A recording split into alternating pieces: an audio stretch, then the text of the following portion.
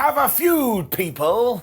Not between you and me, although we could start one. I'll point my finger and go, oh, I'm gonna kick your ass. And you tell me you're gonna kick my ass. Then we have a match. Also, hello my buddies and pals, and welcome to Ups and Downs. And it is Friday morning, which means we just had Ring of Honor television, because professional wrestling has decided, every single day you do wake up, I will offer you some content, which is kind of nice. Maybe we should give it a hug. Anywho, I am talking about Lee Moriarty versus Rocky Romero, because last week, Big Bill, the biggest of all the Billies, screwed over Rocky's. He was like, okay, well, why don't we do it again next week? But this time, we shall fight under pure rules. So they did. Now, Billy Boy was at ringside, and I cannot believe somebody allowed this, because even though in a pure rules match, if you do interfere, that person will be suspended for 742 years. Do you know what he did when the referee's back was turned? He tripped Rocky. And I was like, I mean, who is in charge of Ring of Honor television who was like, oh man, yeah, if that big guy wants to go out there, who cares? I care. The bald guy. It was really smart though, because Rocky's idea was, well, I'm going to keep putting you in submissions. I'm going to make you use all of your rope breaks. Of course, you can only get 3 in a pure rules match. And then I'm going to lock in another hold, and you can try and get to those damn things, and it ain't going to do anything. He also got pissed off at one point and punched Moriarty right in the face, which you're not allowed to do as well. There are no closed fists, which actually used to be a rule back in wrestling from yesteryear, and then magically it one day went away. It's why a lot of old-timers hate the Attitude Era. They did it all the time. We also got some dives, because it is 2023, and Moriarty had this excellent near fall after a Tiger Driver. But yeah, eventually, Rocky Romero did tie him up like a pretzel, and Moriarty was like, well, I will just get to the ropes. You're not allowed to do that, my friend. And he had to tap out. So bravo, Rock, you totally smashed it. So I thought this was really good, and it made Rocky Romero look super smart. And given now they are one-on-one, I suppose we should do a third. Totally down for that. Up. Athena's Proving Ground Challenge continued after this, or the APGC. I think that was right. The women's champion was facing Angelica though, which is another amazing name. You know, the deal with Athena. She always has good matches. She should probably be on Dynamite now as part of that Outcast program. Ooh, but also, it doesn't matter who she's facing. It's like, well, that person ain't gonna win. It's just a random episode of Ring of Honor TV. Risk still was able to hit the most devastating move in all of sports entertainment, the surprise roll-up, and she did boot Athena right in the face. But I think that just pissed Athena off, because she got super duper aggressive. She started doing these crazy powerbomb type things when she basically crushed Angelica when she locked in the crossface, and we got another tap out. It's 2 for 2. She also called out Skye Blue after this, and they have been teasing that program for a while, when Athena did that thing when she took her title belt and basically smashed Rick's face into it. So somebody needs to stop her, but again, just on the down low, I'll get down here. Athena is on a roll right now, should probably do more with her. When we went back in time. This was lovely. Because the ROH TV title was on the line, and that's right, it was Samoa Joe versus Christopher Daniels. So look, let's just keep it nice and simple. If you are a fan of old school TNA, you've got to find some time to watch this. The commentators also told us it was the 92nd time they have faced each other. So I was like, boy, howdy, that's a long old while. And they could probably do this in 2042, and it would still be good. These two just click. Shouldn't have done it. It did start with Joe just elbowing Daniels when he started laying in these strikes, and he applied the dreaded nerve hold. This makes me laugh every single time, and I always want the person who is in the nerve hold to shout, no, not my nerves. I mean, nerves are really important. I mean, Chris started to fight out of this, and he did smack him back, and when Joe went for the Coquina clutch, Daniel was like, you've tried to do this to me 1,000 times before, and he went for the most devastating move in all of sports entertainment, but that was never going to work. Samoa Joe and Christopher Daniels have been doing this for decades. They know all the tricks. I think Christopher then forgot this because he actually went for the Angel's Wings, and Samoa Joe was like, well, no, I'm not going to let you do that. Although we did get this mad suplex, which led to the Muscle Buster, and Christopher Daniels went down. Now, I think they said this was the 10th defense that Samoa Joe has made with this championship. I'm not 100% sure we're going with this. And if this is some sort of Christopher Daniels retirement tour, well, that guy is absolutely smashing it. So this was just two professionals doing their thing. Make sure you try and find some time to watch it today. And even though they did the Code of Honor afterwards, this Samoa Joe, he still looked super pissed off. Nobody is better than balancing this line than him. This madness continued too, because next, the Ring of Honor World Championship was on the line. What? Yeah, it was Claudio Castagnoli versus Robbie Eagles. I think this is the first time we've seen Rob ever since Ring of Honor came back. Nice. Eagles used speed to start with, and Castagnoli couldn't really handle this to begin with. So to teach him a lesson, he just slapped him round the face before he went in there with those uppercuts like Sagat. Tiger. He also threw Robbie with this ridiculous press slam when he hit a leg drop. I was like, man, a leg drop, it all comes crashing down inside. Eagles had a plan B though, which was to go after Claudio's legs. If you can't stand up, you can't wrestle. And he did some dives, and he hit this big cannonball in the corner. Very sadly, this kind of ties into other things we've talked about. I was like, there's no way Robbie Eagles is going to become the ROH World Champion on this show. But it was still fun. They really did try and convince you of this though, because even when Castagnoli went for the big old swing, Robbie was able to turn it into the Ron Miller special. I tried desperately to suspend my disbelief and be like, oh, it's going to be victorious. But deep down in my tum-tum, I just knew. Because Claudio in a panic got to the ropes, and all of a sudden Robbie Eagles smashed out a sliced bread. And then it was just pin attempt, pin attempt, pin attempt, pin attempt. And you go look at Claudio's face during this, he didn't know what to do. Until he did know what to do, because he just smashed Rob with this insane lariat.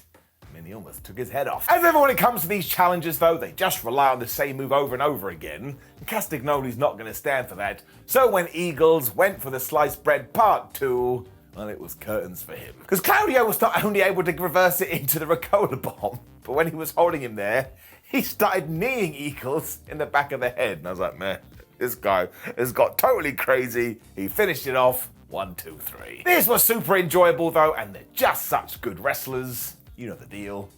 Skye Blue then challenged Athena for her world championship because she was sick and tired of Athena being an idiot, which she has been recently. And I was a little bit perturbed here. It's like, shouldn't we do a proving ground challenge match thingamajig, given that's been Athena's gimmick for ages? Like, I'm sure we will figure it out. And we'll get back to this in a second. Because before that, we had the best friends, Stu Grayson, Action Andretti, and Darius Martin, taking on the Kingdom and the Varsity Athletes. So we were just taking all the feuds and putting them in one big package. You also had the rest of the Dark Order, Maria Kanellis and Mark Sterling out there. So this was just utterly, utterly wild. I mean, there was so many individuals. I can't really recount it, although close your eyes and just imagine like an insane zoo going crazy.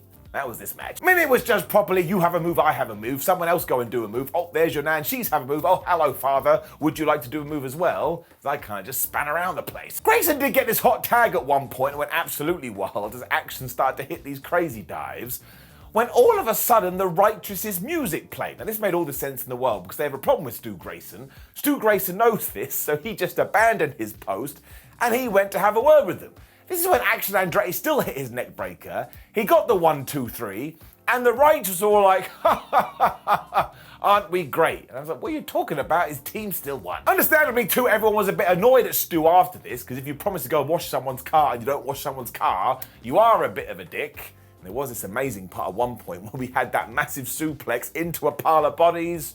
So look, this was very enjoyable. It was very entertaining, but I don't really understand the story, but I shall keep my eye on it. And also, if anything, Ring of Honor could have more angles, but up. And then Athena accepted Skye Blue's challenge. What? Now, I know I'm being a geek here, but I totally bought into this idea that we were going to do a proving ground thing at one point, and someone would beat Athena, and then it'd be like, oh my gosh, she absolutely did it. Now, what we could do instead is just do Athena versus Skye Blue for the championship, and Skye Blue just beats her. I don't think that's as fun. I mean, that's why you wouldn't do the proving ground thing, because you don't want Skye Blue to have 2 victories over her. But I just thought it was a little nugget that we could have, I don't know, evolved and progressed and done things with, so I'm going to give it a down. And look, that's one of the lamest downs I've ever given, but we kind of grade things on a curve. Ring of Honor is such an easy-to-watch show. Sometimes I have to sort of pull at straws, so here's me pulling at that straw. And then Preston Vance wrecked Rich Adonis. Which, yes, is also going into the, that's a good name, Vax. There's only one thing I want to talk about here, though, and that's at one point they were fighting on the outside, and Preston threw Adonis into Barry Barricade. I mean, this is across all the damn shows. But bring it down, yep, it goes up to 11, which is getting absolutely out of control. I'm not going to let this go. And in fact, right now, if you go on Pro Wrestling Tees, you can find a Justice for Barry t-shirt, because that is how I feel about this thing, this inanimate object. But you don't know it's not alive. I've seen movies, and you just never know. Anyway, basically Vance eventually built up to do that full Nelson, turning into a big discus lariat thing, and he got the 1, 2, 3. This is basically what Ring of Honor should be nowadays. We are giving him experience, and we're building him, we're building him, we're building him. If all of a sudden he does click, then all of a sudden he can move up to Dynamite. And given the dark elevation are now gone, well, put your hands together. It's just different. I like different. We then went to the back where we saw the Kingdom jump Darius Martin and Action Andretti, because that feud must continue. Fine, don't know why I said must, I'm perfectly happy to, when we got my favourite match of the night. It was Skye Blue versus Robyn Renegade, and as I keep talking about, this is the kind of thing I want to see in wrestling right now. I have just randomly been able to watch Skye Blue matches for ages. It's the same with Robyn Renegade, and when you see them improving and getting better every single week, it's just cool, it's just fun. Not everything has to be super duper main event 9000. I liked it. Robyn was also in a right mood here, because at one point she grabbed Skye off the ring apron and just threw her right into the floor. I'm like, man, that was really mean. She also followed this up by throwing her into the ring post. I was like, sheesh, man, we are doing everything, which was also true for Skye. So when we got back in the ring, she was just busting out Hurricane Ranas like she was spamming a controller on WWE 2K23. She also went for a boot, which is when Renegade ducked and hit this slam, and she got the 2. And even though I knew that Skye Blue was now the #1 contender, I actually bit a little bit on this. I thought maybe we were going to make it a 3-way. Because eventually Blue did decide to go all James Bond with her Skyfall. Robyn was able to get out of that, and she went for the most devastating move in all of sports entertainment. But Skye Blue did not want to lose her opportunity. She hit Skyfall, uno, dos, tres. And yes, look, obviously this did have to happen because of our future. But again, I know I keep repeating myself, but it's my show. I'll do whatever the hell I want. I now look forward to seeing people like this. And a few years ago, I didn't even know who they were. So who the flub knows what the future holds? It's getting it up. When Brock Anderson was in Ring of Honor. Why not? He was taking on Brian Cage, which of course meant this didn't go very well, and he lost. He was able to sneak a DDT and a slam in there, but once again, there was never any real threat to Cage. In fact, he got so pissed off, he locked in this variation of the sharpshooter at one point.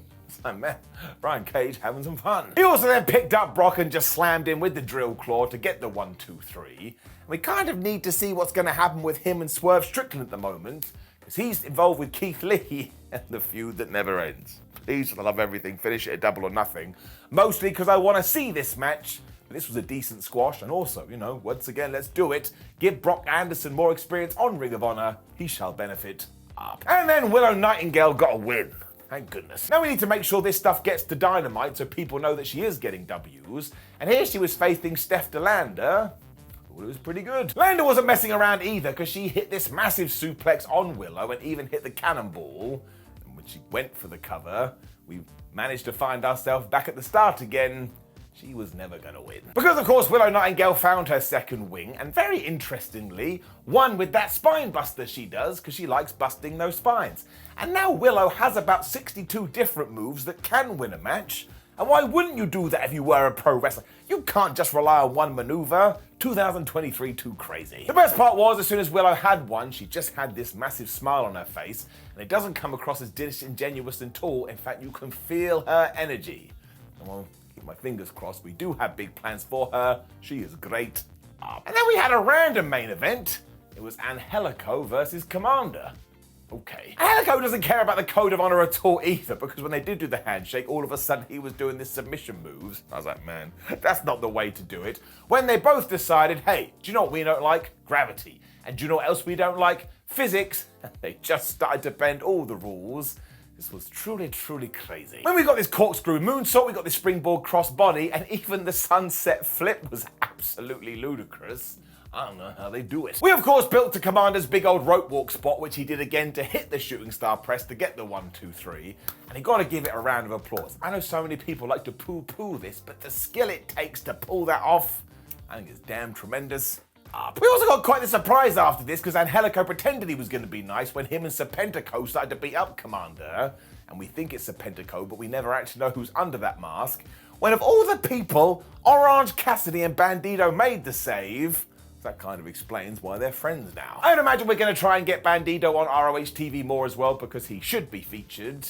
And this Orange Cassidy man, well, he is now just a superstar. Which has ever brought us to the end of Ring of Honor TV. I'm just gonna give it an up. I don't want to bore you with the same old phrases, but it's just 2 hours of good matches and up-and-coming wrestlers. Simon Miller will never be mad at that. Simon Miller is me. Now please do make sure you go back through the week and watch all the ups and downs videos. I would appreciate that greatly. Like the video, share the video, and subscribe. Go to WhatCulture.com. Follow us at social media at WhatCulture WWE and Simon at 316. And listen, just make sure you have a lovely day. No one knows what tomorrow holds, so don't worry about it. See you soon.